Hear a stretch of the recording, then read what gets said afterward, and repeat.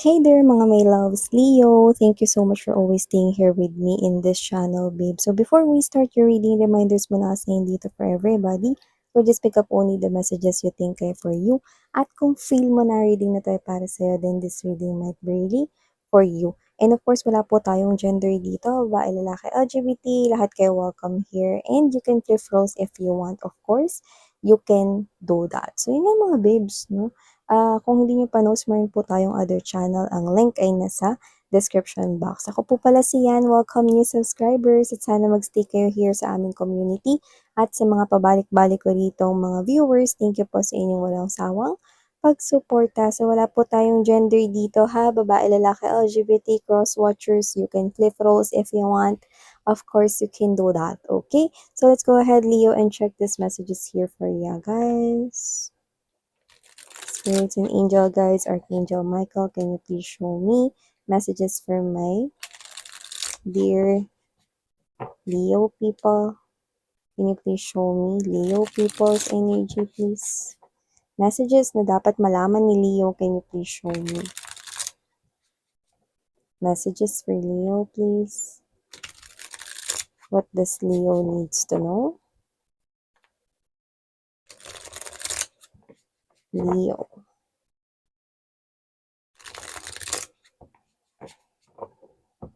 Okay, so let's go ahead and check this out for you, my loves. Pero ilagay naman na natin lahat sa ating table bago natin i-read. But you do have here the 10 of coins. The 6 of swords energy. The hermit. The page of cups.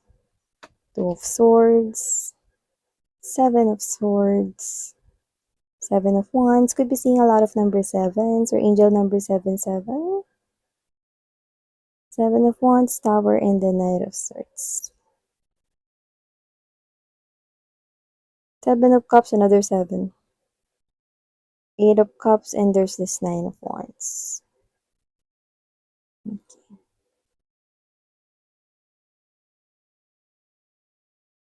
Unahin na natin, no, Leo.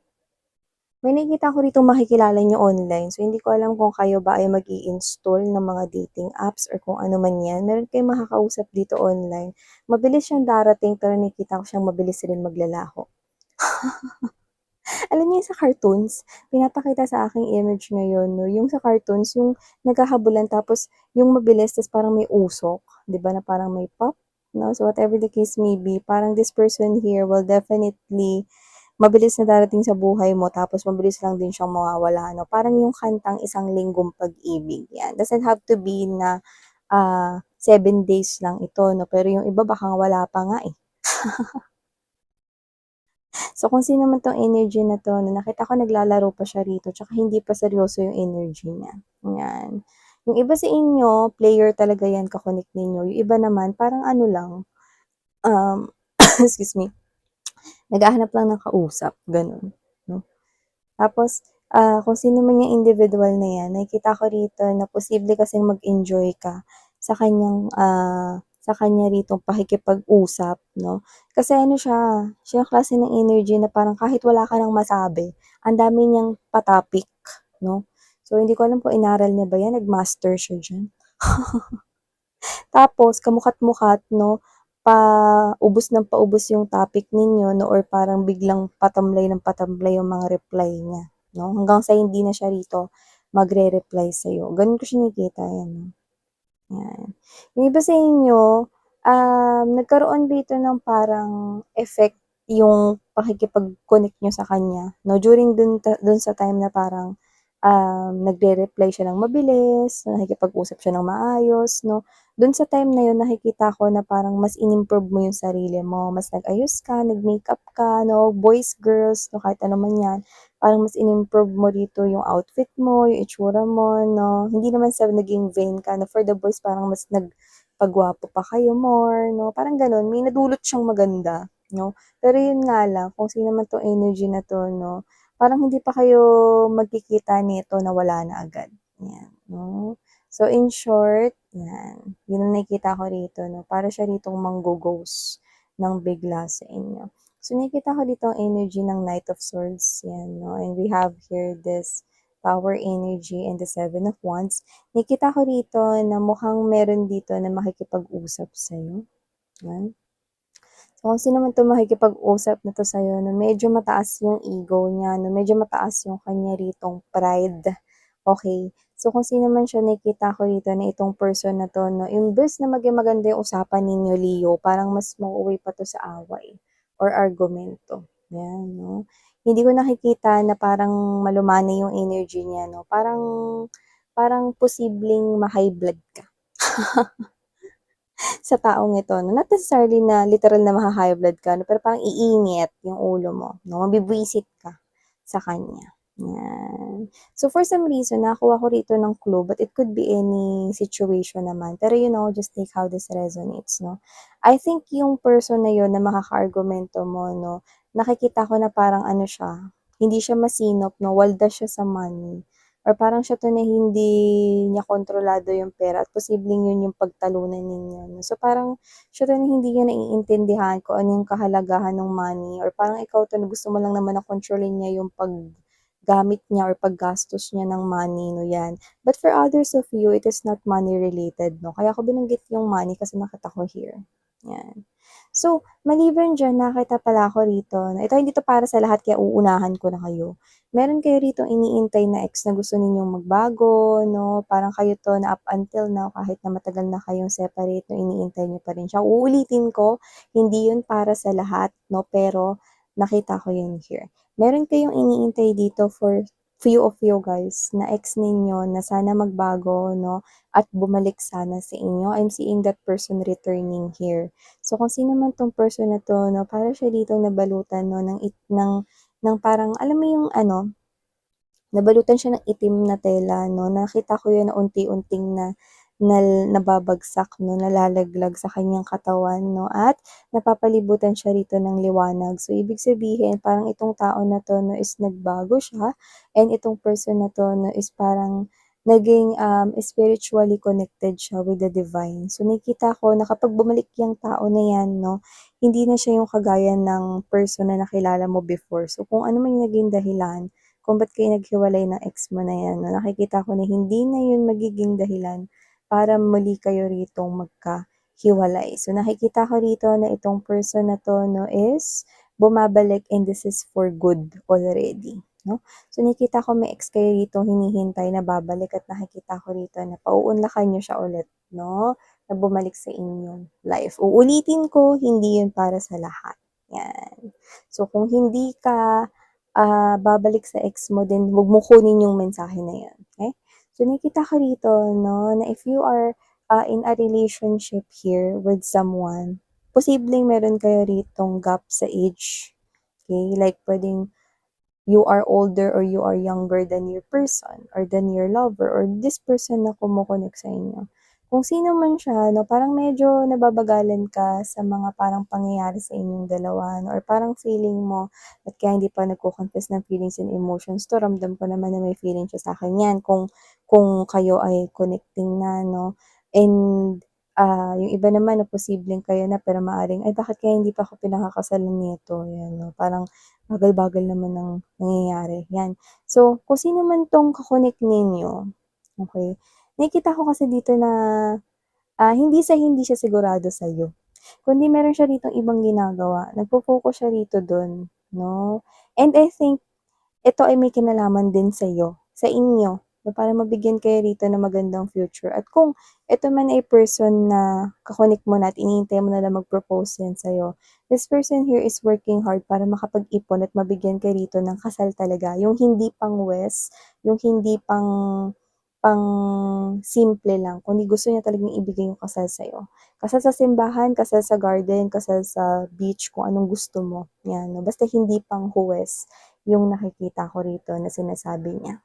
'Yan, at kung ito naman yung person na hindi pa nagko-confess ng feelings and emotions sa'yo, sa ngayon kasi meron pa siyang inaayos rito na may kinalaman rin talaga 'no sa magbe-benefit din kayo in the future. Kasi itong klase ng confession na 'to ay ayaw niyang gawin ng biglaan lang 'no, yung parang tumawid lang kayo ng pedestrian crossing ta's pagtawid niyo sa kabila sinabi niya sa'yo na gusto ka niya, na hindi. Gusto niya ritong mag-confess na talagang pinagastusan niya. Kasi siya yung klase ng energy na alam niyang special yung sasabihin niya sa'yo. So, dapat special rin yung paghahandang gagawin niya. So, kung feeling mo nababagalan ka mga babes 'no, yun yung mga planong iniisip niya rito 'no, para kumalma ka. Yan, 'di ba?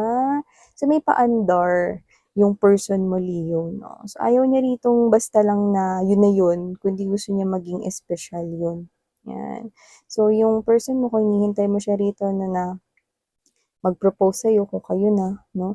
Siya 'to na may mga inaayos na mga papeles-papeles I'm seeing that 'no, at maaaring ito ay magpe-purchase siya or baka kumuha na siya ng lupa, bahay 'no, yun na yung pagtatayuan ng inyong house 'no, or baka siya 'to na bumili ng house, mga ganyan 'no. Meron siya ritong ginagawa na napaka-matured tingnan at nakikita ko na napaka-gentleman at gentlewoman nitong person na kumo-connect sa inyo. Nakita ko dito 'no, ng energy ng Seven of Swords and there's this Two of Swords right here.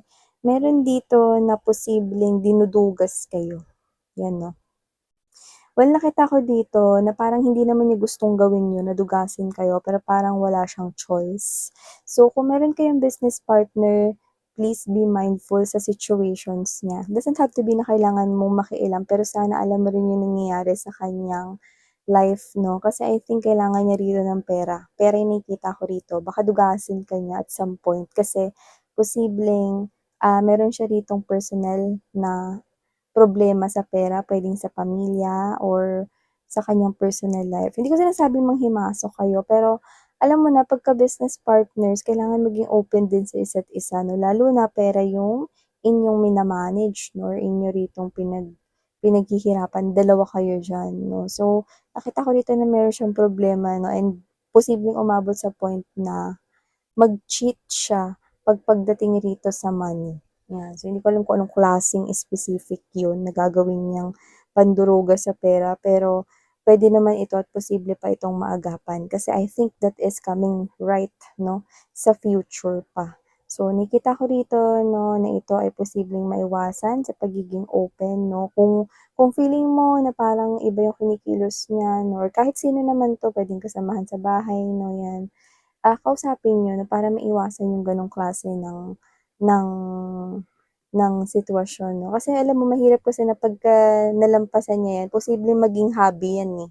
Doesn't have to be na business partner lang 'yan 'no. So, paano kung ibang tao na yung maka-deal niya at hindi siya makalusot? Posible siyang makulong, tama, 'di ba? Or posibleng magkaroon dito ng implications na mahirap lusutan, 'di ba? So, habang hindi pa 'to nangyayari mas magandang agapan na. Kasi iba sa inyo, puwedeng relatives niyo 'yan or kapamilya, 'yan. Or baka meron kayong friend na super concerned kayo na meron siya ditong problemang kakaharapin 'no, at posibleng, um, related ito sa money, coins, 'yan. So, maliban diyan nakita rin ako rito, Leo 'no, na posibleng magkaroon rito ng pagpipilian at baka ikaw yung mahirapan pumili diyan. Kasi parehas maganda. So, hindi ko alam kung trabaho ba 'yan, na parehas ritong gusto kang kunin, parehas ka nakapasa sa final interview, halos parehas na maganda yung benefits 'no, parehas rin na malapit, parehas na convenient para sa'yo, parehas na maganda, so mahihirapan ka ritong mamili alin man diyan. Yung iba naman puwedeng sa love life 'yan, kung kayo naman 'to na meron kayong more than one na suitors or meron kayo ritong mga manliligaw or meron ditong mga nagpapahatid ng emotions and feelings sa inyo. Posibleng mahirapan din kayo kasi parang parehas silang maganda na, bigyan ng chance 'no. So, nakita ko rito that you will be at the crossroads right here, but, okay, your advice is the Six of Swords, you need to take it slow, think 'no, huwag ka kaagad mag-decide, okey? Puwede kang huminto 'no, para mag-isip and do not rush anything, especially when it comes to your heart or when it comes to something here na na importante sa'yo. Kung trabaho man 'yan 'no, ayaw mo naman na basta pumili na lang diyan kasi baka mamaya right at the middle 'no, pang ilang buwan aalis ka na diyan 'no. So, you should think, actually you must, you must think for long term, okey? Kasi it's like committing yourself to something here. Tsaka pinaghirapan mo yung interviews, 'di ba? Kung parehas ka nakapasa diyan sa interviews na 'yan 'no, piliin mo yung alam mo kung saan talaga yung mas mas ramdam mo yung puso mo. Okay? So that hindi ka na umalis dun sa work na yan. At kung love life naman ito, piliin mo yung energy kung saan ka mas komportable at mas satisfied ka, no? So, hindi lang naman ito all about the standards that you have, no? Sometimes, okay, kailangan mo rin i-put yung feelings and emotions mo. Sino ba talagang mas mahal mo dyan? Sino ba talaga yung mas panalo sa puso mo, Leo? Diba? So, yun nakikita ko here. No? Tapos yun yung bigyan mo ng chance. Diba? So, ganun yun. No? Think very carefully. You have lots of time. Okay? So do not rush into anything. And with this particular 10 of points, nakita ko dito ng financial security here for you guys. And there are specific energies na makakatanggap ng inheritance or pamana rito. No? So nakita ko rito na itong pamana na to no, is pwedeng literal na bahay yan. No? Pero yung iba, parang maipapasa sa inyo yung mga bagay na kunwari antique yun and sobrang tagal na nun. At kung sakali man na parang isasanla mo yun or ibebenta mo yun 'no, malaking halaga yung kapalit nun. Yung iba naman puwedeng hindi yun antigo pero posibleng yun yung jewelry na binili noon-noon 'no, at habang tumatagal tumataas yung value nun 'no. So kung ano man yan, 'di ko alam kung yan ba ay gold coin na noong unang panahon pa o jewelries yan o antigo yan 'no, baka jar yan. Or whatever na nakikita ko pamana pa rin yan, may matatanggap kayong ganyan at magugulat kayo sa halaga niyan, 'no. Sabihin natin diyan yan, 'no. "Ay, ano ba 'to, bakit paso? Tignan mo, 'di ko malalagyan ng sopas 'to, eh, anong gagawin ko dito?" 'no. 'Pag sinearch mo yun pala ang laki ng halaga na baka malula ka. So whatever the case may be, may ganun ako nakikita rito. Yung iba sa inyo, hindi niyo pa kamag-anak yung magpapamana niyan sa inyo. Yan, ang bongga nun guys, 'no. So maliban diyan 'no, nakita rin ako ng luck is on your side, L-U-C-K 'no, in Tagalog, swerte. So ibig sabihin 'no, kung kayo 'to na naramdaman mo 'no, one of these days na, "Ay, so super happy ko ngayon, kaya nga ako." Yan 'no, try mo tumaya sa lotto or dumaan ka sa mall 'no, may parapol dun, magsulat ka, mag-fill up ka, hulog mo dun sa drop box, 'di ba? Mag-try ka rito 'no, one of these days 'pag naramdaman mo na you feel lucky on that day 'no, give out the energy because it will come back to you, okey? Basta dun sa araw na matitiyempohan mo na as in super gaan na pakiramdam mo, super happy ka Leo 'no, go ahead, give it a shot 'no. Mag-try ka na sumali 'no, lotto man 'yan, raffle 'no, or ano man yang, pa-contest na 'yan 'no, give your best shot. Kasi nakikita ko dito 'no, any contest, nakikita ko rito na may babalik sa'yo rito, okey. The energy you give out will come back to you. Yan. So yeah, ito yung mga mensaheng nakuha ko for my Leo people out there. Thank you for your time here, babe, and sarang heyo, love and light. Annyeong!